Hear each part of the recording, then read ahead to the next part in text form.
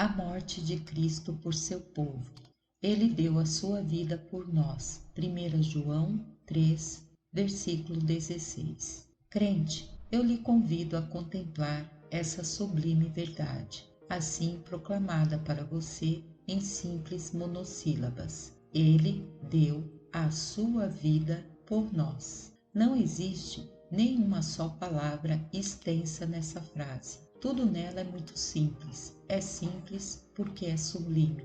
A sublimidade no pensamento exige sempre, para sua devida expressão, a simplicidade com as palavras. Os pequenos pensamentos precisam ser expressos com grandes palavras, e os pequenos pregadores precisam de palavras em latim para transmitir suas fracas ideias. Mas os grandes pensamentos e seus grandes expositores se contentam com pequenas palavras. Ele deu a sua vida por nós. Nessa frase não existe muito que poderia ser usado para exibir a eloquência de alguém. Existe pouco espaço nela para discussão metafísica ou para o pensamento profundo. O texto nos apresenta uma doutrina simples, mas sublime. Então, o que devo fazer com ele? Se eu pregasse a mim mesmo proveitosamente a respeito desse texto, não teria que empregar minha sagacidade para examiná-lo determinadamente, nem usar minha oratória para proclamá-lo, mas somente precisaria render-lhe culto praticando minha adoração. Permitam-me prostrar-me, então, com todos os meus poderes diante do trono, e como um anjo que completou sua missão e que já não tem que voar para nenhum outro lado para cumprir as ordens de seu Senhor. Permita-me bater as asas da minha contemplação e comparecer perante o trono dessa grandiosa verdade e inclinar-me mansamente para adorar aquele que era, que é, o que há de vir, o grandioso e glorioso ser que deu a sua vida por nós. Ao começar meu discurso, seria bom que eu lhes recordasse que não podemos entender a morte de Cristo a menos que compreendamos a pessoa de Cristo. Se eu lhes dissesse que Deus morreu por nós, ainda que estivesse dizendo uma verdade, e vocês até mesmo não mal interpretassem o que eu quis lhes dizer, eu estaria ao mesmo tempo expressando um erro. Deus não pode morrer, e em razão de sua própria natureza, é impossível que pudesse deixar de existir sequer por um instante. Deus é incapaz de sofrer. É verdade que às vezes usamos algumas palavras que indicam que Deus experimenta emoções, mas nesse caso falamos como humanos. Ele é impassível, ele não pode sofrer. Não é possível que sofra nada, então é muito menos possível que sofra a morte. Não obstante, no versículo do qual nosso texto está tomado, é-nos dito: conhecemos o amor de Deus nisto. Podem notar aqui que as palavras de Deus foram introduzidas pelos tradutores. Elas estão em cursivas porque não estão no original. Uma melhor tradução seria: e nisso temos conhecido o amor. Quando lemos de Deus, isso poderia induzir aos ignorantes a imaginar que Deus pudesse morrer, mas não é assim. Devemos sempre entender e lembrar que nosso Senhor Jesus Cristo era Deus verdadeiro de Deus verdadeiro, e que, como Deus, tinha todos os atributos do Altíssimo e não podia, portanto, ser capaz de sofrer ou de morrer. Porém, por outro lado, ele era homem também, homem nascido de mulher, homem tal como nós mesmos, com a única exceção do pecado. E o Senhor Jesus não morreu como Deus. Foi como homem que expirou. Como homem, foi cravado na cruz. Como Deus, estava no céu até mesmo quando seu corpo se encontrava na tumba. Como Deus, brandia o cetro de todos os mundos ainda quando o burlesco cetro de cana estava em sua mão. A túnica imperial da monarquia universal estava sobre os ombros eternos de sua divindade, ainda quando o velho manto púrpuro do soldado cobria sua condição humana. Ele não cessou de ser Deus. Ele não perdeu sua onipotência em seu eterno domínio quando se fez homem. Como Deus, não sofreu nem morreu. Foi como homem que deu sua vida por nós. Vem agora, alma minha, e adore a esse homem, a esse Deus. Vem, crente, e contemple seu Salvador. Entre no círculo de toda santidade, no círculo que contém a cruz de Cristo, e sente aí, e ao mesmo tempo em que adora, aprenda 3 lições do fato de que ele deu sua vida por nós. A primeira lição deve ser: ele deu sua vida por nós? Ah, então, meus irmãos, que grandes nossos pecados deveriam ser, já que eles não podiam ser expiados por nenhum outro preço. Em segundo lugar, ele deu sua vida por nós. Então, amados, que grande deve ter sido seu amor. Nada o deteria até não entregar até mesmo a própria vida. Em terceiro lugar, ele deu a sua vida por nós. Então, alma minha, tenha bom ânimo, como você está segura. Se uma expiação de tal natureza foi oferecida, se tal satisfação foi dada ao Deus Todo-Poderoso, quão segura a alma deve estar? Quem poderia destruir quem foi comprado com sangue de tal Redentor? Primeiro, bem, então permitam-me meditar com convicção sobre a primeira triste realidade. Cristo deu sua vida por mim? Então, que graves devem ter sido meus pecados. Ah, meus irmãos, irei falar um pouco sobre minha própria experiência, e ao fazê-lo estarei descrevendo também sua experiência. Eu vi meus pecados de muitas maneiras diferentes. Uma vez eu os vi contra a luz cegante do Sinai, e meu espírito se contraiu em meu interior, pois se viam meus pecados muitíssimo negros. Quando o som da buzina cresceu em intensidade e se fez prolongado, e o raio e o fogo flamejaram em meu coração, vi um verdadeiro inferno de iniquidade no interior da minha alma, e eu estive a ponto de maldizer o dia em que nasci, por ter um coração assim, tão ruim e enganoso. Pensei então que tinha visto a suprema negrura do meu pecado.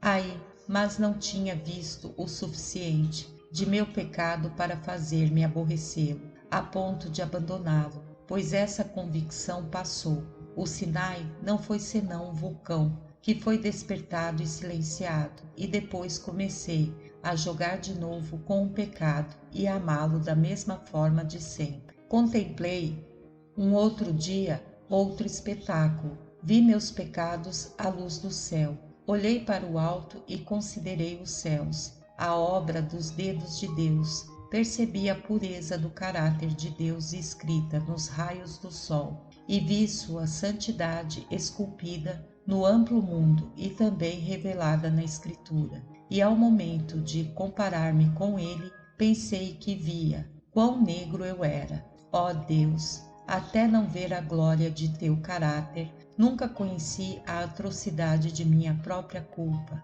Porém, agora que vejo o resplendor de tua santidade, minha alma toda está abatida diante do pensamento de minha pecaminosidade e de minha grande separação do Deus vivente. Então, pensei que tinha visto o suficiente. Ah, eu tinha visto o suficiente para conduzir-me a adorar por um instante, mas minha alegria foi como a nuvem da manhã e o orvalho matutino, e eu prossegui meu caminho e esqueci que classe de homem eu era. Quando eu perdi o sentido da majestade de Deus, perdi também a consciência de minha própria culpa. Logo me veio outra visão e contemplei a misericórdia de Deus para comigo. Vi como fui balançado no colo da providência, como ela me sustentou ao longo de toda a minha vida, como tinha espalhado a abundância em meu caminho e tinha me dado ricamente todas as coisas para que eu as desfrutasse. Lembrei como tinha estado comigo na hora da tribulação, como tinha me preservado no dia do furacão e como me protegeu no tempo da tormenta. lembrei-me de toda a sua bondade para comigo e, surpreendido por sua misericórdia, olhei meu pecado à luz de sua graça e disse: ó pecado, que ruim tu és, e que vil ingratidão manifestas contra um Deus tão profundamente amável. Então pensei que seguramente tinha visto o pior do pecado, ao tê-lo contrastado primeiro com o caráter de Deus e posteriormente com suas dádivas. Amaldiçoei o pecado desde o mais profundo do meu coração e pensei que tinha visto o suficiente a respeito dele. Porém, meus irmãos, não o tinha visto. Este sentido de gratidão passou e me achei inclinado ainda ao pecado e vi que ainda o amava. Porém, chegou uma hora 3 vezes felizes e contudo 3 vezes fúnebre. Um dia, em meus descaminhos, ouvi um grito, um gemido. Não me pareceu que fora um grito que brotasse de lábios mortais, mas havia nele impronunciáveis profundidades de uma forte dor. Virei ao lado, esperando ver um grandioso espetáculo, e o que vi foi de fato um grande espetáculo. Eis aqui que, por lá, em um madeiro, banhado em sangue, um homem estava dependurado. Vi o suplício que fazia com que sua carne tremesse sobre seus ossos. Contemplei as negras nuvens que vinham rodando desde o céu, como os carros da amargura. Eu as vi cobrir sua fronte de escuridão. Até mesmo vi a densa escuridão, pois meus olhos foram abertos e percebi que seu coração estava tão cheio da escuridão e do horror da dor como o céu estava repleto de negridão.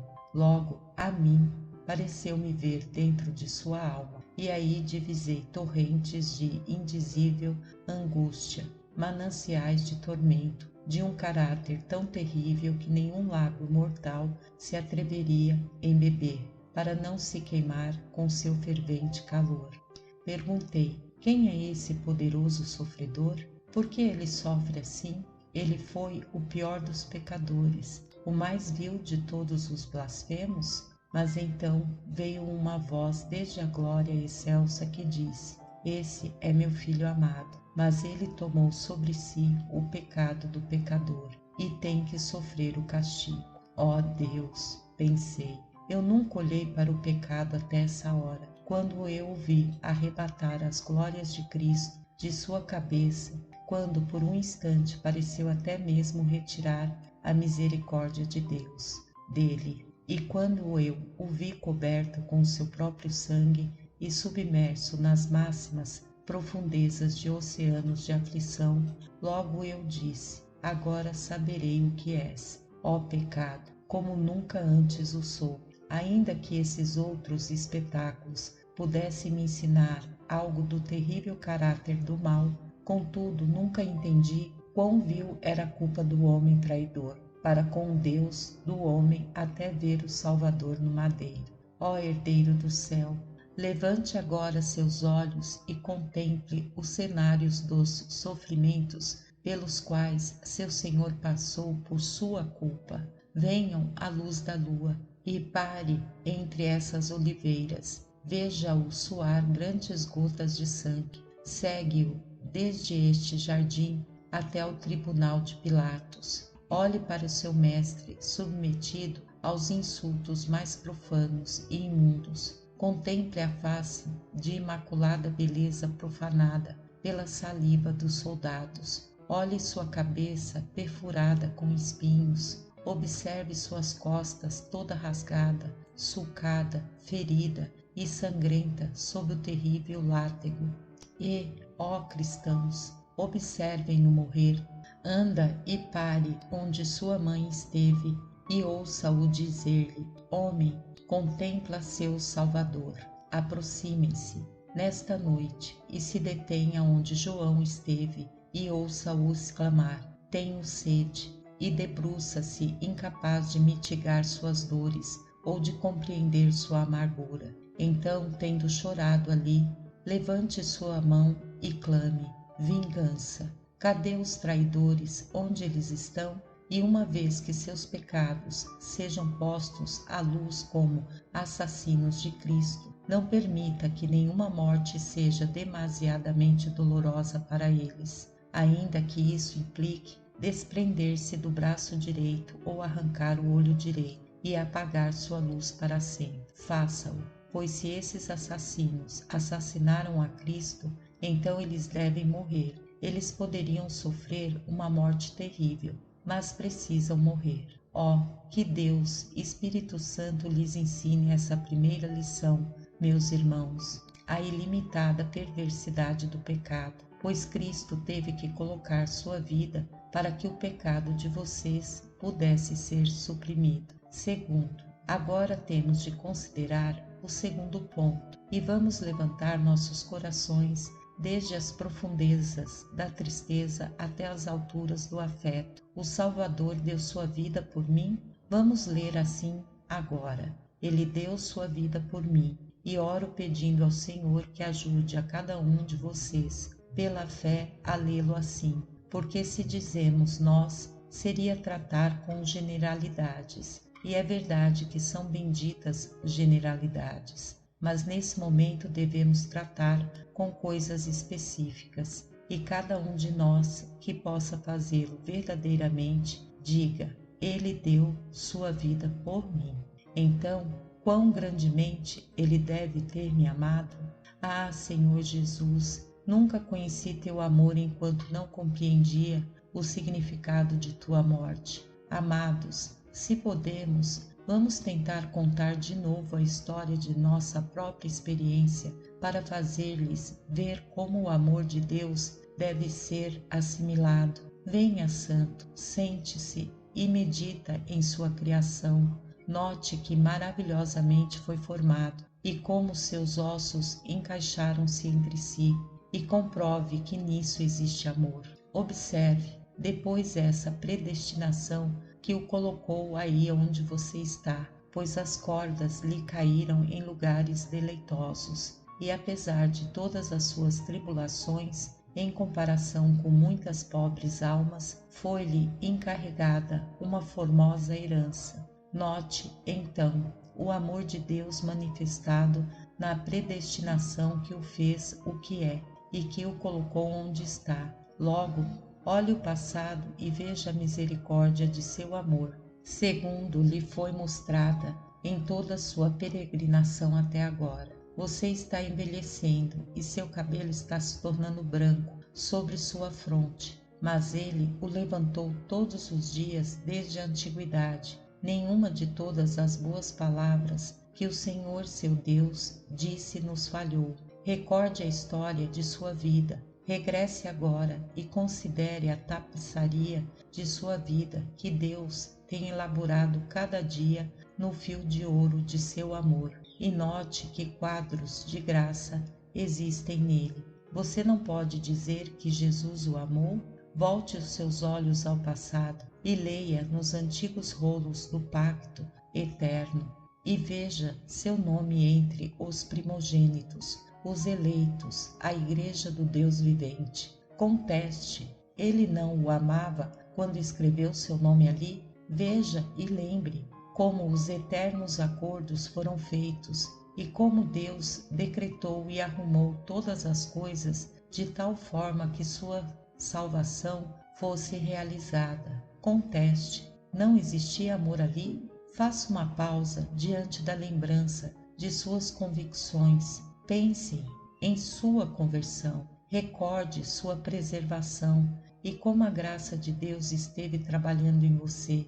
Pense na adoção, pense na justificação e em cada inciso do novo pacto. E quando tenha considerado o total de todas essas coisas, permita-me fazer-lhe esta pergunta. Todas elas produzem em você tal sentido de gratidão como a coisa primordial que irei mencionar agora produz, a cruz de nosso Senhor Jesus Cristo? Pois, meu irmão, se sua mente é como a minha, ainda que pense o suficientemente bem de todas essas coisas que Deus lhe deu, você será obrigado a confessar que o pensamento da morte de Cristo na cruz absorve todas elas. Isso sei, meus irmãos, que eu posso olhar para trás ou posso olhar para diante, mas que olhe atrás, aos decretos da eternidade, ou que olhe adiante, à cidade com portas de pérola e a todos os esplendores que Deus preparou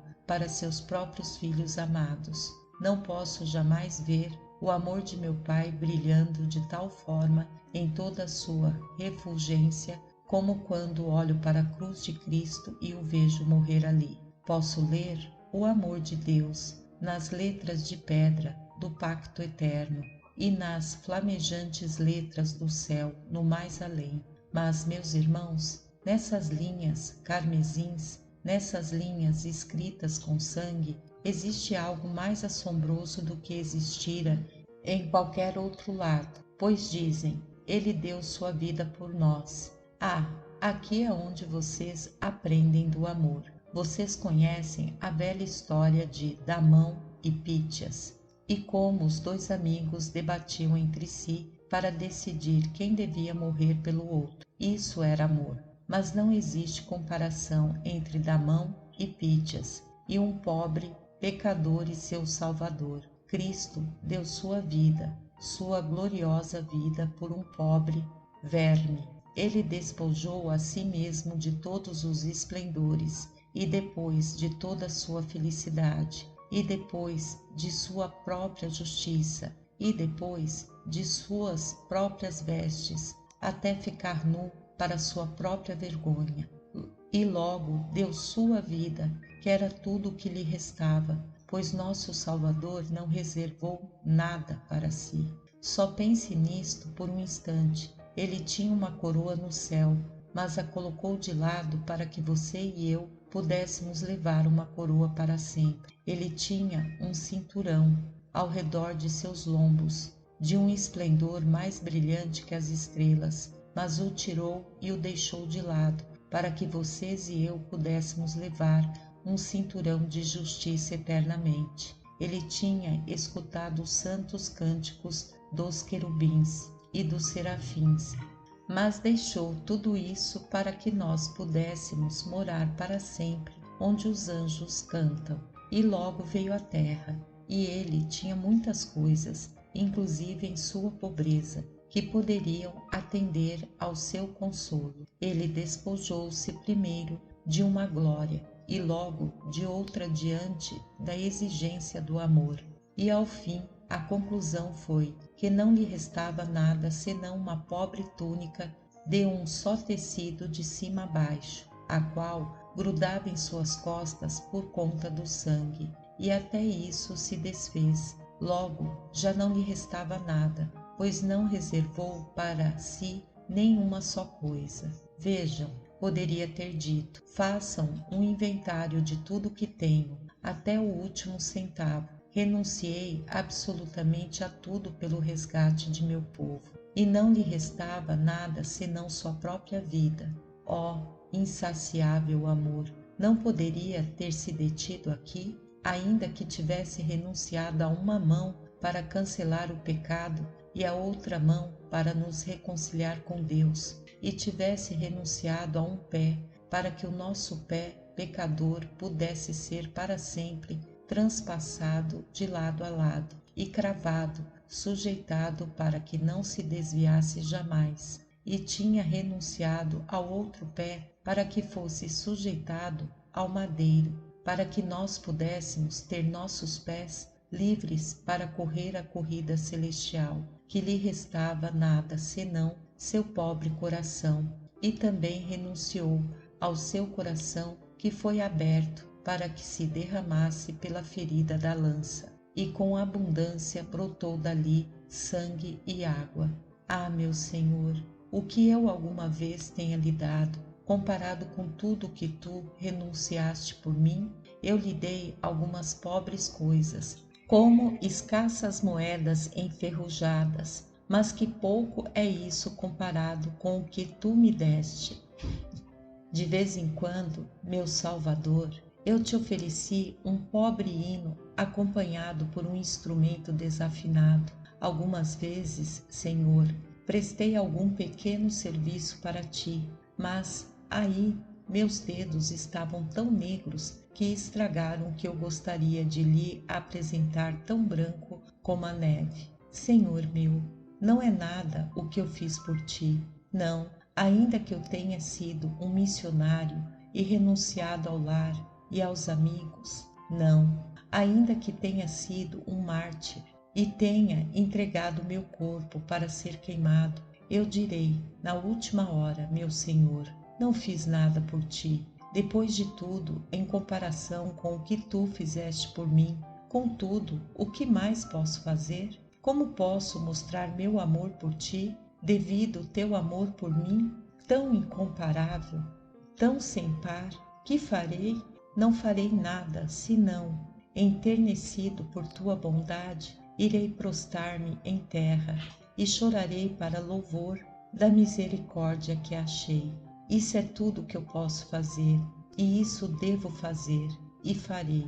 Terceiro, agora, amados, vamos mudar o tema e vamos tentar uma nota mais alta. Temos percorrido uma boa parte da escala musical e agora alcançamos precisamente a altura da oitava, mas temos algo mais que extrair do texto. Ele deu sua vida por nós. Meu Senhor deu sua vida por mim? Então, quão seguro estou! Esta noite não teremos nenhuma controvérsia com aqueles que não enxergam esta verdade. Que o Senhor abra seus olhos cegos e lhes mostre a verdade. Isso é tudo que diremos. Nós, os que conhecemos o Evangelho, vemos no fato da morte de Cristo uma razão pela qual temos de ser salvos, que nenhuma força da lógica poderia jamais estremecer, nem algum poder da incredulidade poderia suprimir. Podem existir homens com mentes tão distorcidas que concebam ser possível que Cristo morresse por um homem que, posteriormente, se perder. Digo que é possível achar tais indivíduos. Lamento dizer, ainda é possível encontrar algumas pessoas assim, cujos cérebros foram tão confundidos em sua juventude que tais não podem ver que aquilo que sustentam é uma ridícula falsidade e uma difamação blasfema. Cristo morre por um homem e logo Deus castiga esse homem outra vez. Cristo sofre em lugar de um pecador e logo Deus condena esse pecador depois de tudo. Vamos, meus amigos, sinto-me muito horrorizado com somente mencionar um erro tão terrível, e se não tivesse tanta vigência, passaria por alto com o desprezo que merece. A doutrina do Espírito Santo é que Deus é justo, que Cristo morreu em lugar de seu povo e que, como Deus é justo, ele jamais castigará nenhuma alma solitária da raça de Adão, por quem o Salvador houvesse efetivamente derramado seu sangue. O Salvador morreu, em certo sentido, por todos os homens que recebem muitas misericórdias por meio de seu sangue, mas que ele fosse o substituto e a fiança por todos os homens é tão inconsistente com a razão e com a Escritura, que nós estamos obrigados a rejeitar essa doutrina com grande aborrecimento. Não, minha alma, como você será castigada se seu Senhor já suportou o castigo por você? Ele morreu por você? Ó minha alma, se Jesus não foi seu substituto e não morreu em sua própria substituição, então ele não é seu Salvador. Mas se ele foi um substituto, se sofreu com sua fiança em seu lugar, então, minha alma, quem é que os condenará?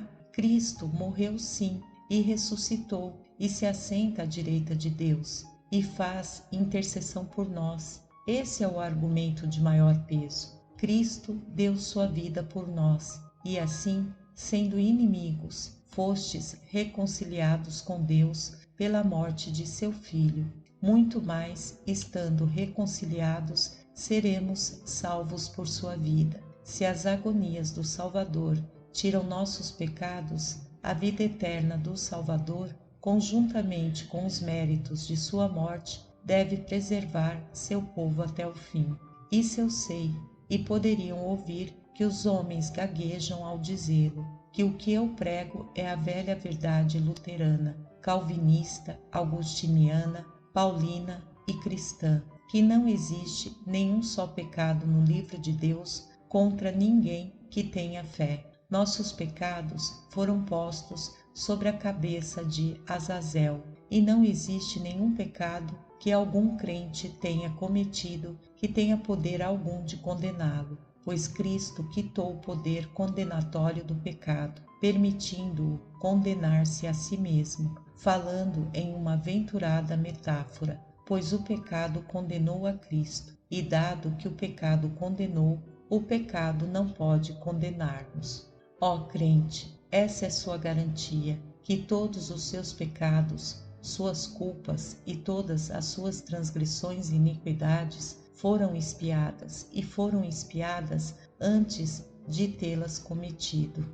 De tal forma que você pode vir com ousadia, ainda que venha vermelho por todo tipo de crime, e negro por toda lascívia, e pode pôr sua mão sobre a cabeça de Azazel.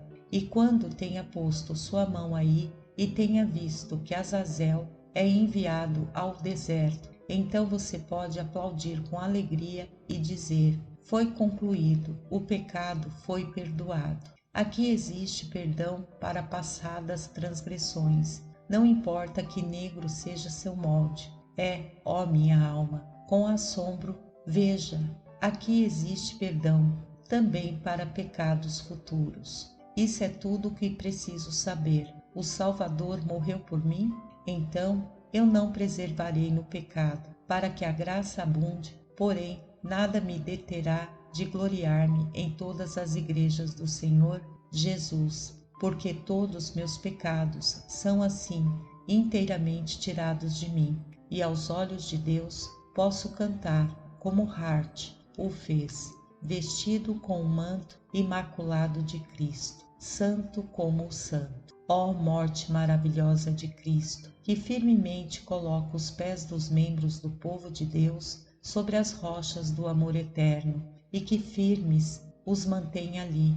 Venham, amados irmãos, chupem um pouco de mel desse favo. Houve alguma vez algo tão suculento e tão doce para o paladar do crente como essa verdade sumamente gloriosa que estabelece que estamos completos nele, e que por meio de e através de sua morte e de seus méritos somos aceitos no amado? Houve alguma vez algo mais sublime que esse pensamento, que já nos ressuscitou juntos e que nos fez sentar juntos em lugares celestiais em Cristo Jesus, sobre todo principado e autoridade, tal como ele se assenta?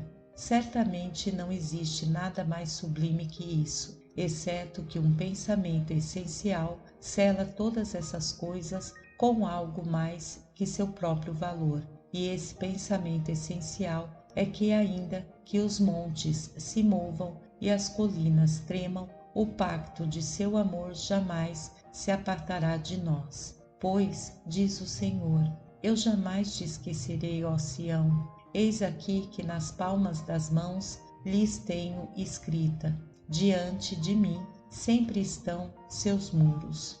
Ó cristão, esse é um firme fundamento, cimentado com sangue, sobre o qual se pode edificar para a eternidade. Ah, minha alma, você não precisa de nenhuma outra esperança além dessa. Jesus, tua misericórdia jamais morre. Irei argumentar essa verdade quando estiver abatido pelas angústias. Tua misericórdia nunca morre. Irei argumentar isso quando Satanás lançar tentações sobre mim, e quando minha consciência me jogar na cara a lembrança do meu pecado. Irei argumentar isso sempre e agora. Jesus, teu sangue e tua justiça são minha beleza, meu glorioso manto. Sim, e depois que eu morrer, e até mesmo quando comparecer diante de teus olhos, temor supremo, quando me levante do pó da morte, para receber minha mansão nos céus. Até então esse será todo o meu argumento. Jesus viveu e morreu por mim. valoroso, comparecerei naquele grande dia, pois quem me acusará de algo, já que através do sangue de Cristo sou absolvido da tremenda maldição e vergonha do pecado. Ah, irmãos, se essa é sua experiência, podem se aproximar da mesa da comunhão agora, muito felizmente. Não será como ir a um funeral, mas sim a uma festa de alegria. Ele deu sua vida por nós.